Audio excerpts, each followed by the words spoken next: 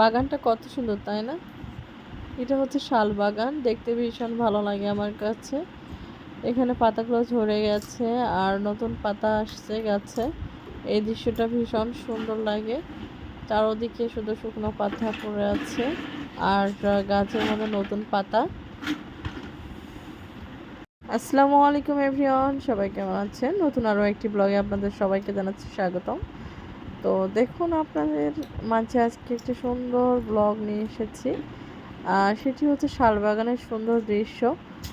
এই দৃশ্যগুলো আমার কাছে ভীষণ ভালো লাগে। আর যখন মনে করেন যে পুরো গাছ ভর্তি পাতা থাকে, সেটাও সুন্দর লাগে, সবুজ হয়ে থাকে সমস্ত বাগানটা। আর এখন যে সময়ে ভিডিও ক্লিপটি আমি নিয়েছি ব্লগ আকারে আপনাদের সঙ্গে শেয়ার করছি, এটি হচ্ছে মানে গাছের সমস্ত পাতা ঝরে গেছে, শুকনো পাতা এগুলো, আর নতুন পাতা হচ্ছে। এ দৃশ্যটাও ভীষণ সুন্দর। দেখুন কত পাতা পড়ে আছে নিচে, মনে হয় ফুলের মতো বিছে গিয়েছে পুরো বাগানটা শুকনো পাতায়। ভীষণ সুন্দর লাগছে এই দৃশ্যটা। আর অনেকের হচ্ছে জ্বালানি খরচটা এভাবে পার হয়, বাসাতে এগুলো নিয়ে যায়, নিয়ে যায় জ্বালানি খরচটা পার করে এভাবে পাতার মাধ্যমে রান্নাবান্না করে। তো এই যে দেখুন সৌন্দর্যটা, আর এখানে মানে এত সুন্দর একটা প্রকৃতির একটা রূপ যা বলার মতো না, সবসময় মুগ্ধ করে আমাকে।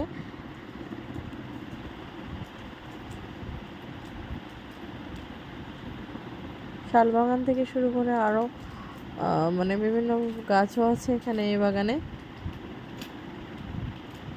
প্রায় জায়গায় বেতের গাছ আছে, সেগুলো দেখতে ভীষণ সুন্দর লাগে আমার কাছে। মানে বিভিন্ন ধরনের গাছ এখানে আছে, বেশিরভাগ শাল গাছটাই বেশি। দেখুন দৃশ্যটা কত সুন্দর লাগছে না?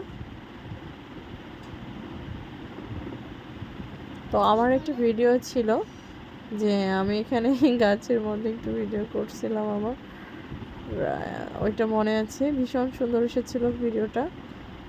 তো ইচ্ছা আছে আবারও এই শালবাগানে সুন্দর করে একটু ভিডিও করব, ভিডিও ক্লিপ নেব, সেটাও আপনাদের সঙ্গে সুন্দর করে শেয়ার করে দেব। তো দেখুন এই শালবাগানটা বিশাল বড়, মানে দেখতে সুন্দর লাগে সব সময়। আমাদের এই অঞ্চলে বেশিরভাগ জায়গাতে শালবাগান রয়েছে, তার মধ্যে এইটি একটি, আরও একটি আছে, ওটা আরও বিশাল, মানে সেই রকম আয়তন, বড় হবে ওইটা। তো আজকের এই ব্লগ এই পর্যন্তই। এতক্ষণ কষ্ট করে আমার ব্লগটি দেখার জন্য আপনাদের সবাইকে জানাচ্ছি অসংখ্য অসংখ্য ধন্যবাদ। সবাই ভালো থাকবেন, সুস্থ থাকবেন। আপনাদের জন্য অনেক অনেক দোয়া ও শুভকামনা রইল। আমার জন্য দোয়া করবেন, আমার পরিবারের জন্য দোয়া করবেন।